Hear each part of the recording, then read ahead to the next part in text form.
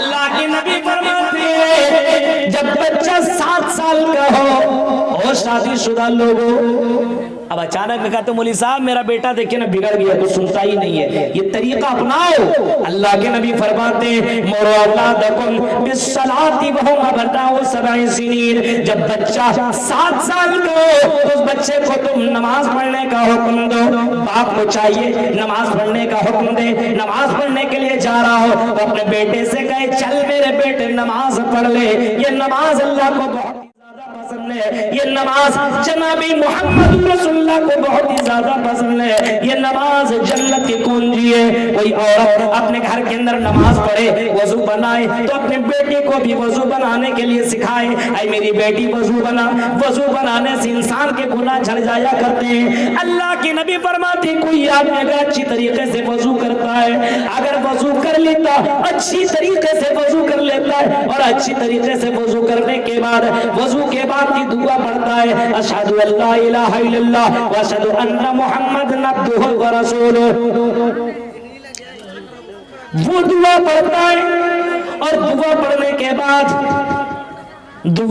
کے بعد نماز پڑھتا ہے اور نماز قائم کر لیتا ہے، 2 رکعت نماز پڑھ لیتا ہے۔ اللہ کے نبی فرماتے ہیں ایسا آدمی جنت کے اندر داخل ہوگا۔ کوئی لڑکی اپنے گھر کے اندر نماز پڑھ رہی ہے تو اپنے بچی کے لیے بھی جائے نماز بچھائے، مصلی بچھائے اور اپنے بیٹی سے کہے میری بیٹی تو بھی نماز پڑھ، یہ نماز اللہ کو بہت ہی زیادہ پسند ہے۔ اللہ کے نبی جو ہم سب کے نبی تھے، اس نبی کو سب سے زیادہ دنیا میں نماز پسند تھی، ہاں سب سے زیادہ نماز سے محبت اللہ کے نبی کرتے تھے، اور اللہ کے نبی فرماتے تھے قرۃ عینی فی الصلاۃ، اور لوگوں نماز کے اندر میری آنکھوں کی ٹھنڈک ہے، نماز نہیں پڑھتا ہوں تو مجھے آرام نہیں ملتا، مجھے سکون نہیں ملتا۔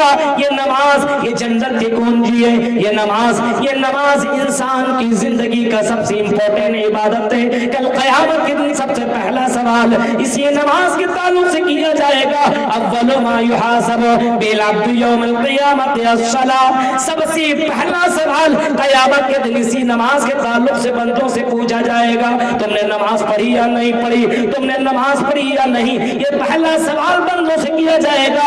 اس وجہ سے جناب محمد رسول اللہ بچوں کی تربیت کا طریقہ بتا رہے ہیں کہ جب بچہ 7 سال کا ہو تو بچے کو نماز پڑھنے کا آرڈر دو۔ آج ہمارے یہاں اپنے بچے 7 سال کا ہو تو نماز پڑھنے کا آرڈر دیتے ہیں، حکم دیتے ہیں، کہاں سے حکم دے؟ باپ نماز نہیں پڑھ رہا تو بیٹے کو کہاں سے بولے؟ ماں نماز نہیں پڑھتی تو بیٹی کو نماز پڑھنے کے لیے کون کہے؟ نماز پڑھنے کا حکم نہیں دیا جا رہا ہے، اور اللہ کے نبی فرماتے ہیں جب بچہ 10 سال کا ہو اور تب بھی نماز نہ پڑھے وَضْرِبُوهُمْ عَلَيْهَا، تو اس بچے کو مار کر کے نماز پڑھاؤ، اپنے بیٹیوں کو مار کر کے نماز پڑھاؤ۔ اب وہ بچہ نہیں رہا، بڑا ہو چکا ہے، اب اس کو مار کر کے نماز پڑھاؤ، کیونکہ دنیا میں جی رہے ہو جس اللہ نے ساری نعمتوں سے نوازا ہے۔ اپنے بچوں سے کہو اے میرے بیٹوں وَمَا خَلَقْتُ الْجِنَّ وَالْإِنسَ إِلَّا لِيَعْبُدُونَ، اسی چیز کے لیے اللہ تعالیٰ نے ہم سب کو پیدا کیا ہے۔ اپنے بیٹوں کو اور اپنے بیٹیوں کو نماز کی اہمیت کے تعلق سے سمجھاؤ، اس کو عبادت کے بارے میں بتاؤ، اس کو اللہ کے پاور کے بارے میں بتاؤ، اس کو اللہ کی گرفت کے بارے میں بتاؤ کہ اللہ رب العالمین کا پاور بڑا ہی زبردست ہے، عرش کے اوپر ہوتے ہوئے فرش کی تمام چیزوں کی خبر رکھنے والا ہے۔ اگر کوئی چوٹی زمین کے اوپر چلتی ہو اور کالی رات ہو، کالے پہاڑ کے نیچے اگر کوئی پہاڑ کے نیچے رات کی تاریکی میں کوئی کالی چوٹی چلتی ہو، اس کے چلنے کی آواز کو بھی اللہ تعالیٰ جانتا ہے، اس کے چلنے کی آواز کو بھی اللہ تعالیٰ ریکارڈ کرتا ہے۔ اپنے بچوں کے دلوں کے اندر توحید پیدا کرو، اپنے بچوں کو توحید والا بناؤ، اپنے بچوں کو شرک سے روکو۔ آج بچہ جیسے بڑا بڑا ہوتا جا رہا ہے، ہمارے بچے کے ہاتھ میں دھاگا ہے، لڑکیوں کے ماتھے پہ ٹیکا ہے، گلے پہ تعویذ ہے، یہ کون کروا رہا؟ ماں باپ؟ بچہ کیا جانے، بچہ کو کچھ نہیں معلوم۔ بچوں کے گردن کے اوپر تعویذ کون ڈالتا ہے؟ ماں کیوں ڈال رہی ہے؟ کیوں ڈالتی ہو؟ جب ماں یہ کام کر رہی ہے تو وہ بیٹی اس تعویذ کو زندگی میں ڈالے گی، کیونکہ میری ماں نے ڈالی، وہ کیوں ہٹائے گی؟ یہ تعویذ من علق طبیبۃ فقد اشرک، فرمایا جس نے تعویذ لٹکایا تو اس نے شرک کیا، جو شرک سب سے بڑا ظلم اور سب سے بڑا گناہ ہے، وہ کام آپ خود اپنے بیٹی کے ساتھ کروا رہے ہیں۔ غور کیجئے، اپنے بیٹیوں سے کہو، اپنے بیٹوں سے کہو، اپنے بیٹوں کو تربیت دو، سمجھاؤ، پڑھاؤ، لکھاؤ، بڑا کرو، لیکن اس کو تربیت دو، اس کو سمجھاؤ، کیونکہ یہ اولاد بہت ہی بڑا نعمت ہے، اور اسی اولاد کے ذریعے سے تمہاری آزمائش ہوگی، تم کو اللہ تعالیٰ آزمائے گا، ان اولاد کے ذریعے سے اللہ تبارک و تعالیٰ آزمائے گا۔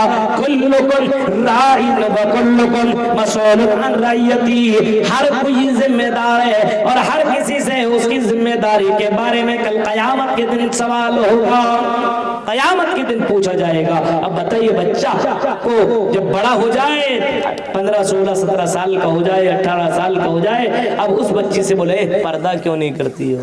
پردہ کرے گی۔ اس بچے سے کہو نماز کیوں نہیں پڑھتے ہو؟ نماز پڑھے گا۔ اس بچے سے بولو کہ شراب کیوں پی رہے ہو؟ جب وہ بچہ تھا تم اپنے بچے سے ہی سگریٹ منگوایا کرتے تھے، جب وہ بچہ تھا تو اپنے بچے سے تم گٹکا منگوایا کرتے تھے، اپنے بچے کے سامنے تم گانا سنا کرتے تھے، اپنے بچے کے سامنے تم سگریٹ پیا کرتے تھے، اپنے بچے کے سامنے تم جھوٹ بولا کرتے تھے۔ اب وہ بچہ جب بڑا ہوگا تو ویسا ہی کرے گا، اور تم اپنے بچے کو منع کرو گے تو وہ بچہ کیسے مانے گا؟ نہیں مان سکتا ہے آپ کا بچہ، کیونکہ بچہ اپنے ماں باپ کی کاپی کرتا ہے، اپنے ماں باپ کی نقل کرتا ہے، اور اپنے ماں باپ کو دیکھ کر کے ویسے ہی بننے کی کوشش کرتا ہے۔ غور کیجئے میرے بھائیو، اپنے بچوں کے دلوں کے اندر اللہ کی توحید پیدا کرو، اللہ کے بارے میں بتاؤ، سمجھاؤ کہ اللہ کا پاور اتنا ڈینجر ہے، بیٹا یہ گناہ مت کرنا، اللہ کا عذاب بہت ہی ڈینجر ہے، سمجھاؤ، بتاؤ اس کو شروع سے۔ نماز اگر تم چھوڑو گے، نماز اگر تم چھوڑو گے میرے بیٹے، شروع سے بچے کے دل کے اندر ڈال دو، یہ نماز نبیوں کے لیے، یہ تمام نبی جتنے بھی انبیاء رسول پیغمبر اور رشی منی دنیا میں آئے، سب اسی نماز سے محبت کیا کرتے تھے۔ حضرت اسماعیل وکان یامر اہلہ بالصلاۃ، حضرت اسماعیل اپنے فیملی کو نماز کا حکم دیا کرتے تھے، خود نماز پڑھا کرتے تھے۔ حضرت زکریا بھی نماز سے محبت کرتے تھے۔ اپنے بیٹے سے کہو اے میرے بیٹے، اے میری بیٹی، اس نماز کو کبھی بھی چھوڑنا بھی نہیں۔